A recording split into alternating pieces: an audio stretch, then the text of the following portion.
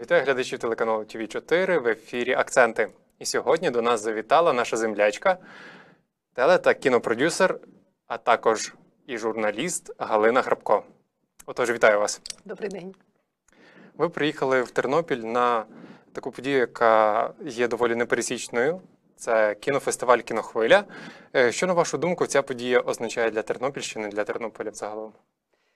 Я вважаю, що це чудова нагода зустрітися кіноіндустрії, як то кажуть, кіноспільнота, яка обговорює проблеми сьогодення, що стосуються кіно. І я гадаю, що це хороша традиція, це вже 4-та кінохвиля, і я гадаю, що я би побажала, аби вона була двічі на рік, весною і восени, наприклад. Тому що вона досить потрібна. І що ви там представляли, що розповідали, в якій ролі виступали? Я як кінопродюсер вже, але з великим досвідом телевізійним. Ми говорили на тему кіно та телебачення. Проблеми, взаємозв'язок, як то кажуть, допомога і подолання різного роду проблем на шляху від контенту, від кіно до глядача. Отож, які зараз є проблеми на цьому шляху? І в чому вони полягають, як їх розв'язати, особливо молодому поколінню?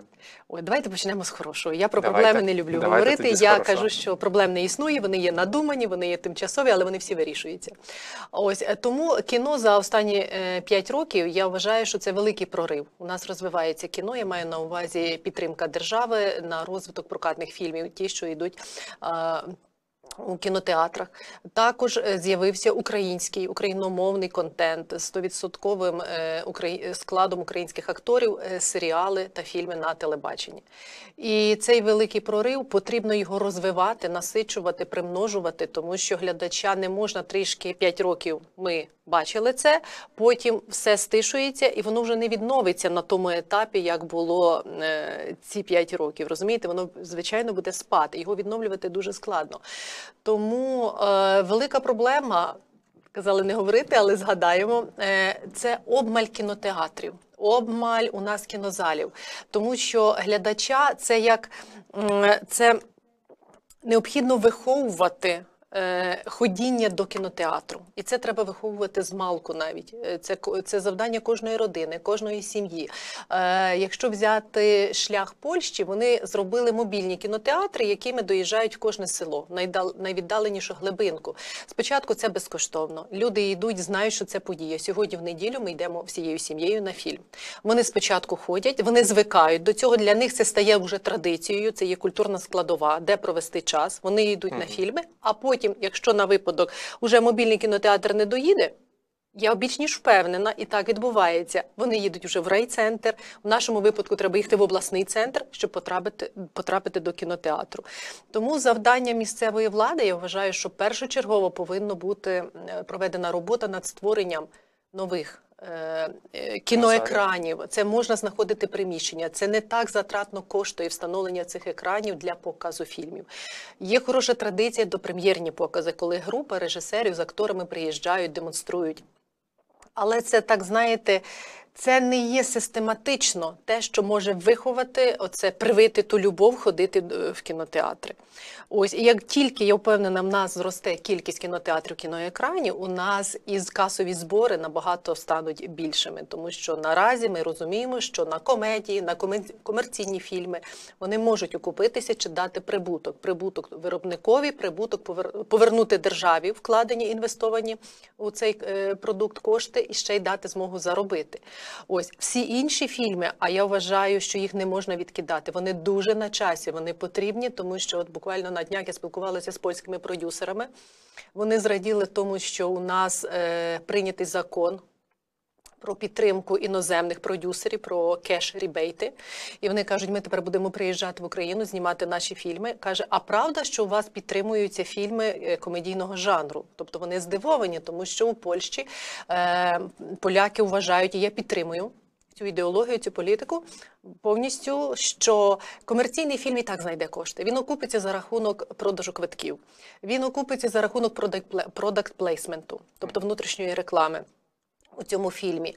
А ось те, що держава повинна виховувати ідеологію, патріотичні фільми, національні герої, знакові події, вона повинна держава підтримувати і вкладати, тому що він може не окупитися, але він мусить дійти в школи, як школярі можуть ходити, дивитися, безплатні квитки забезпечити, щоб якомога ширший загал мав змогу подивитися ці фільми.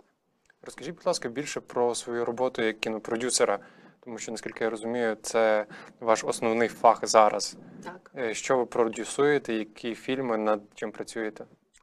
Я трішки ремарочку зроблю такий місточок. Багато років я працювала на телебаченні, і з крайніх моїх проєктів був ключовий момент. Але там всі 100%, це було ток-шоу, народне шоу України, Наталя Сумська ведуча, це коли зустрічалися, мирилися люди, подружжя чи родини, батьки, діти, знаходилися, стіна, як то кажуть, від'їжджала, стіна бар'єру в стосунках. Все це були реальні історії, які іноді здавалося, ну як таке в житті може бути? Тому мій перехід уже у фільм, досить часто отримуючи історію, я думаю, наскільки вона близька була до тих моїх історій. Ось, і є змога, у фільмі є плюс з реальними учасниками. Ти не допускаєш художнього домислу, ти не можеш додумати, бо історія реальна, вона така, яка вона є. А тут у фільмах, у кіно це і мене привабило, є змога доопрацювати, додати художнього домислу, зреалізувати. Ось, з крайніх моїх таких фільмів це серіал «Подорожники», комедійний з Ірмою Вітовською, Славою Довженко, Олесею Жураківською, Віктором Андрієнко на Новому каналі. Ось, але я вважаю, що досить невдалий час був підібраний для цього серіалу. Ми пройшли з такими середніми показниками, як то кажуть. А рейтинг – це є основний барометр, критерій, розцінок реклами на телебаченні. Ми знаємо, за рахунок чого телеканали існують і так далі. Також у неділю рано «Зілля Копала» на 1+1, це мій серіал. Долучалася, працювала над прокатним фільмом «Секс і нічого особистого» з Сергієм Притулою, якщо бачили в кінотеатрах. Багато міні-серіалів, це 4 серії, 8 серій, 24 серії різного роду. Це все художні фільми та серіали, які йдуть на телебаченні. Ви, наскільки я розумію, наша землячка. Звідки саме родом ви? Мальовниче, красиве село Русилів Бучицького району.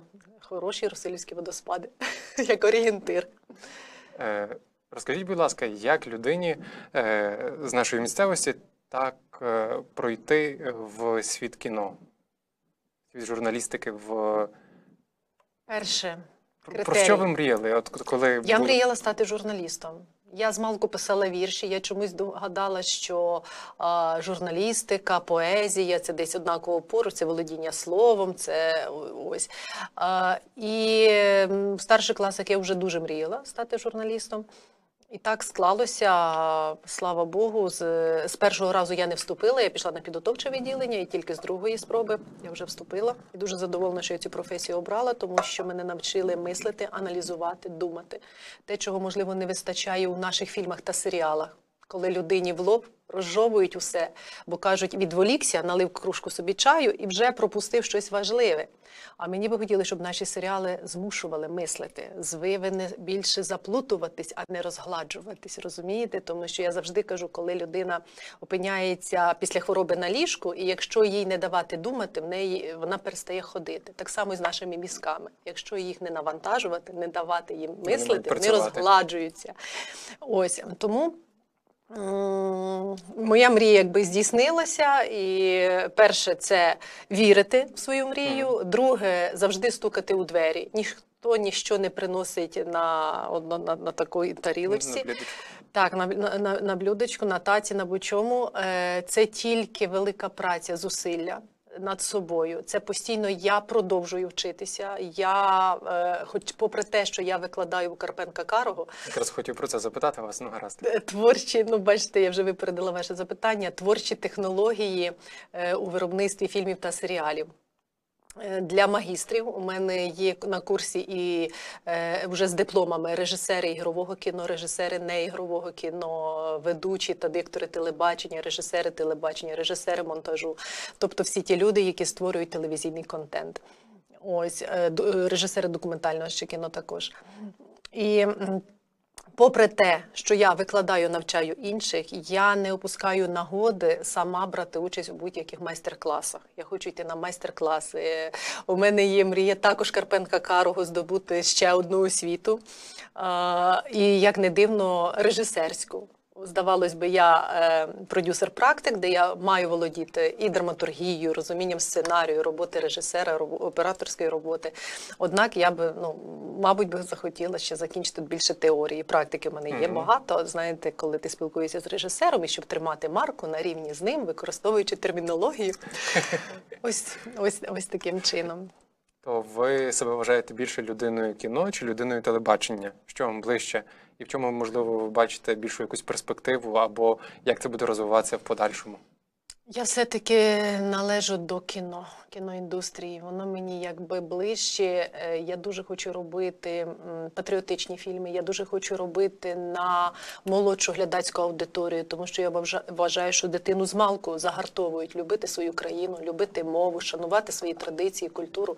Це не тільки, це кажуть, з молоком матері. З молоком матері це добре, але соціум іноді це знищує. Як ми бачимо, яка зараз, що ведеться в Україні, і це на часі. Люди, які не знають глибини своєї історії, своїх національних героїв, вони, як то кажуть, без роду племені, без коріння. Ось. А як ви думаєте, чому так трапляється і як це змінювати? Якими засобами ми повинні користуватися як телевізійники, так і просто люди кіно для того, щоб змінити цей вектор? Звичайно, про це потрібно говорити, це треба доносити, розумієте, не підмінювати дешевими там мильними операми, як ми звикли говорити, а людина повинна мислити і побільше повинна знати, скажімо те, що я завжди кажу, що війна приходить, це не мої слова, це слова Бісмарка, але війна приходить на ту територію, де програє вчитель і священник. Освіта, якщо ми упустили в освіті, якщо ми дітей не виховали і діти зараз можуть трактувати, можливо, ми же браття, розумієте, люди повинні знати свою історію, повинні знати вектор, який кожні 100 років він повторюється. Треба не просто знати, а аналізувати і виробляти оці імунітет, загартовувати, як цьому протидіяти, як втриматись на цій спіралі, знову не впасти вниз, розумієте? І це потрібні відповідні уроки виховання, відповідні навчальні програми, потрібно навчальну програму посилювати такими предметами. І я кажу, якщо ми всі розуміємо, що сценічний образ був обраний президентом, тобто люди вибирали Голобородька, тому що як Зеленського такого не знали. Тому ми говоримо про вплив телебачення, колосальний вплив формування нашої свідомості. І від того, як то кажуть, якщо багато разів чути зовсім іншу правду, як то кажуть, навіть брехню, але багато разів йде вже свого роду зомбування. Людина, яка не утримує, людина, яка не має підвалин власної аналітики, знання історії і так далі, вона цьому піддається. Звичайно, скільки би я, наприклад, вже на прикладі своїх навіть родичів, скільки би я щось не доводила, не розповідала, ні, ось по телевізору сказали, це істина. Це правда, все. Тому оце телебачення, воно повинно ставати тим механізмом, тим рупором донесення того, щоб ми нарешті, ми хочемо, щоб нас любив і шанував світ. Насамперед, ми самі повинні себе любити, шанувати. І це виховувати в дітях. Ще одне питаннячко. Що б ви побажали молодому підростаючому поколінню, наскільки я розумію, ви зараз з ними багато працюєте, для того, щоб направити вектор розвитку як України, так і українського кінематографу в потрібному руслі? Читати. Багато читати. Попри те, що ведеться політика закриття бібліотек і так далі, ви знаєте, інтернет, я за, це є розвиток, це є прогрес. Я навіть пророкую те, що в основному фільмі і серіали ми в скорому часі можемо дивитися на онлайн-платформах, на такому, як HBO, Netflix і так далі. Тому що тут також свого роду телеканали – це як сказати, менеджери цих телеканалів диктують от смак, маючи свій, вони диктують, який повинен бути фільм. І він є замовником, і ти мусиш, як виробник, йти на ці вимоги, ці умови, інакше твій продукт не буде зреалізований. Ось, і я завжди кажу, я люблю працювати з режисерами, творчо, завжди від сценарію аж до реалізації. Телеканали не дають змоги з повними оцими крилами Пегаса зробити твій контент. Завжди йде обрізання, обстригання. І ти вже розумієш, що так, як ти це бачив, задумував, на виході трохи не те. Онлайн-платформи, мені здається, що дають цю свободу. Якщо там хорор, то таке, що стіни трясуться від страху, розумієте? Тобто ти даєш там максимальну ту емоцію, те, чого позбавляє телебачення. Чому молоде покоління більше сидить в інтернеті? Чому обирають стрімові якісь сервіси? Так, звичайно, тому що емоція домінує, чим вони беруть. Ось. І це буде розвиватися, але я сподіваюся, і не виключаю, що навіть телеканали стоятимуть в черзі вже за контентом, який буде на онлайн-платформах. Ось таким чином. А молодому поколінню, звичайно, читати, аналізувати і думати. Не повторювати помилок, які були 100 років тому і які допустилися зараз, на жаль. Дуже дякую вам. Сьогодні в нас в студії була Галина Храпко. Це експерт з кіно та телебачення. Дуже дякую вам. Приходьте ще. Дякую, на все добре. До побачення. До побачення.